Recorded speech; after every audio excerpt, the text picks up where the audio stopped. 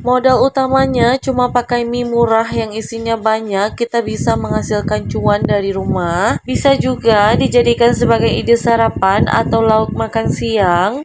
Karena resep yang kita buat kali ini itu serbaguna banget. Bisa untuk makan di rumah atau dijual, yang pasti akan menghasilkan cuan.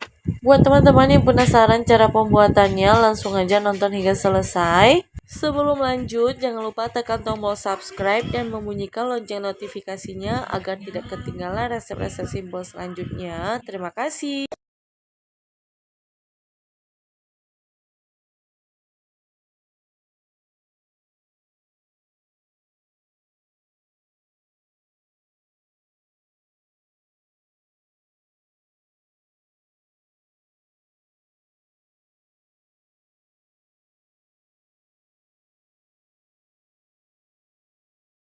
Kita siapkan satu bungkus mie ukuran 200 gram. Untuk mereknya bebas apa aja. Selanjutnya akan kita rebus di air yang mendidih.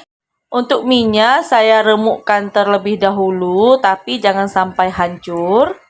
Tujuannya ketika saat matang nanti mie-nya sudah pendek, tidak perlu kita gunting-gunting lagi. Jadi tidak perlu kerja dua kali ya teman-teman. Nah, kalau mie-nya sudah matang dan mengembang seperti ini, bisa langsung diangkat. Jangan lupa ditiriskan ya. Sekarang kita sisihkan. Siapkan 2 batang daun bawang. Ini sudah saya iris-iris. Langsung aja kita tambahkan ke dalam mie. Untuk topping selanjutnya, kita siapkan 4 buah sosis. Sosisnya pertama kita belah 2. Selanjutnya kita belah lagi 2 bagian. Jadi per satu piecesnya kita belah 4. Selanjutnya kita iris kecil-kecil. Kalau mau untuk dijual, teman-teman bisa skip sosis supaya modal yang dikeluarkan lebih sedikit. Nah, kalau semuanya sudah dirajang, selanjutnya kita masukkan ke dalam mie. Tambahkan juga secukupnya garam, secukupnya bubuk kaldu. Tambahkan juga 2 sendok makan tepung terigu, lalu diaduk-aduk hingga tercampur rata. Nah, kalau mie-nya terlalu kering, teman-teman bisa menambahkan 50 ml air. Siapkan juga 3 butir telur, tambahkan sejumput garam, selanjutnya akan kita kocok lepas. Nah, jika sudah tercampur rata seperti ini semuanya, kita tuang ke dalam adonan mie. Lalu akan kita aduk-aduk kembali hingga semuanya tercampur rata ya teman-teman. Nah, jika sudah, kita sisihkan dulu. Kita siapkan loyang. Ini untuk loyangnya saya pakai loyang martabak mini. Tiap lubangnya kita beri dengan olesan margarin supaya bagian bawahnya nanti tidak gosong. Kalau teman-teman tidak ada margarin, bisa menggantikannya dengan minyak goreng.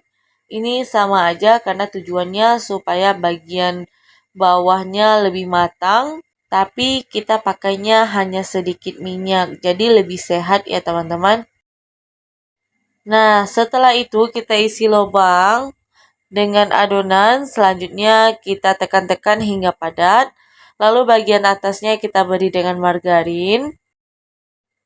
Nah, kalau sudah matang satu sisinya, bisa langsung dibalik.